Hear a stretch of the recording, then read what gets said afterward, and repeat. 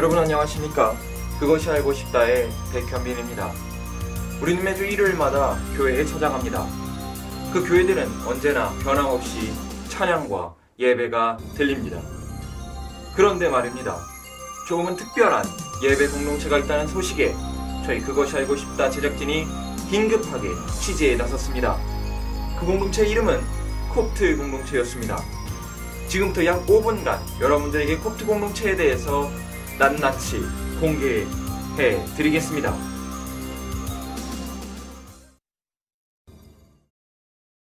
네, 저는 콥트교 앞에 나와 있는 최소연 기자입니다. 저는 지금 서울 마포구 양화로에 나와 있는데요. 바로 이 건물 3층에 콥트 교회가 위치해 있다고 하네요. 그럼 다 함께 들어가 보실까요? 감탄이 절로 나오는 콥트 교회 냄새가 풍기는 것만 같은 고풍스러운 디자인. 당장이라도 튀어나올 것만 같은 아기 예수님과 마리아가 수놓아져 있는 커튼. 나무 벽을 채우고 있는 나일강에서 직접 재배한 파피루스 위에 그린 아름다운 성화. 전통을 이어오고 있는 콥트교만의 성만찬 모습. 예배 후 신부님과 함께하는 성김 가득 식탁교제.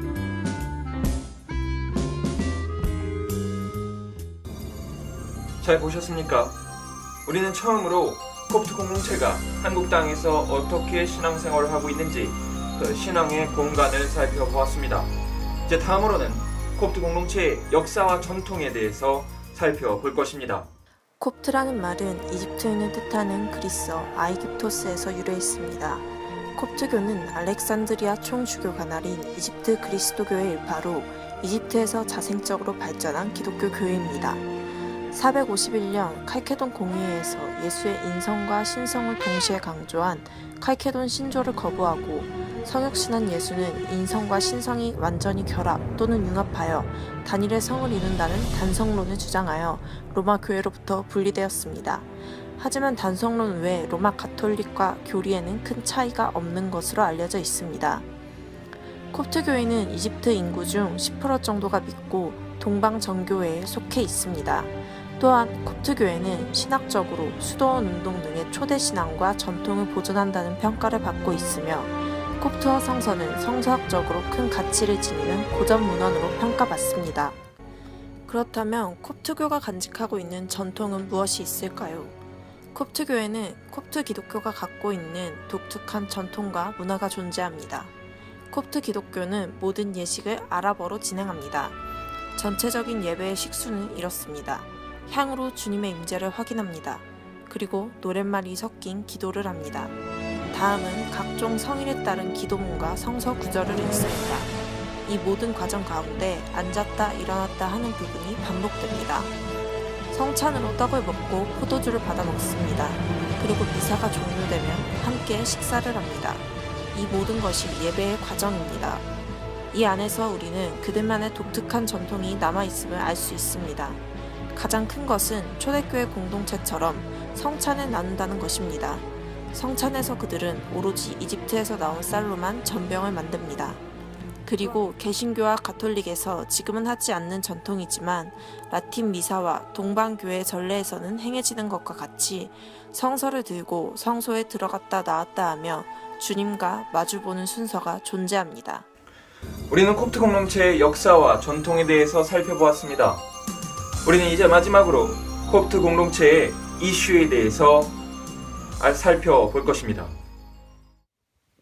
분위기를 좀 전환해보도록 하겠습니다. 와! 콥트 10세 그것이 알고 싶다의 간판 코너 별별 랭킹.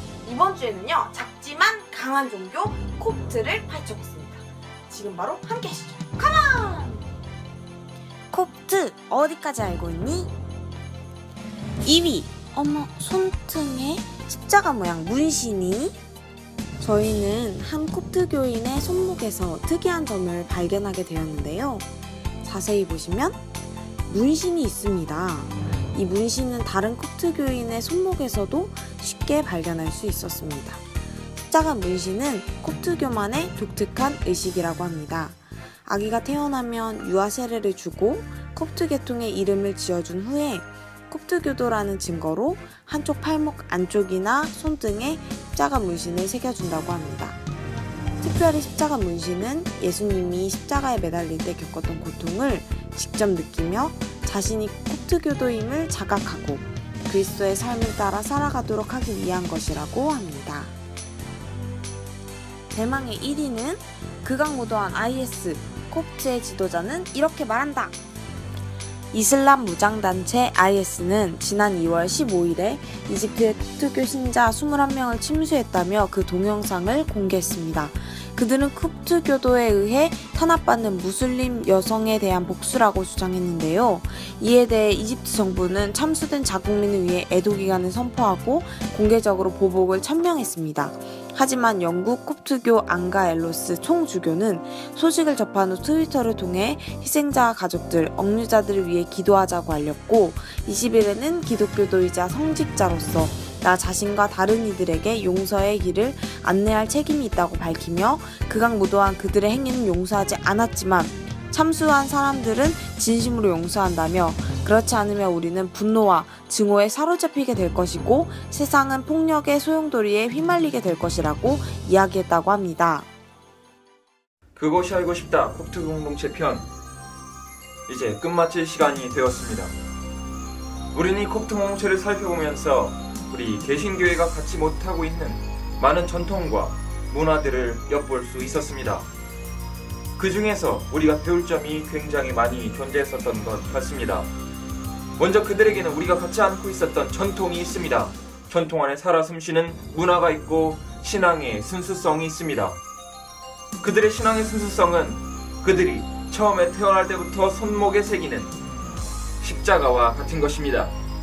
우리는 우리 마음에 십자가가 새겨져 있습니까? 그것이 알고 싶다 콥트교회 편 이것으로 마치도록 하겠습니다.